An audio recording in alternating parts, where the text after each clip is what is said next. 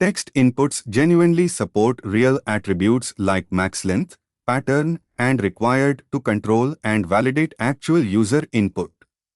In this video, you'll configure real text fields. Maxlength genuinely limits the real number of characters a user can actually type into this field. Required genuinely prevents real form submission until this actual field has a value. Pattern genuinely enforces a real regular expression the actual input must match before the form can submit. Maxlength genuinely limits real character count.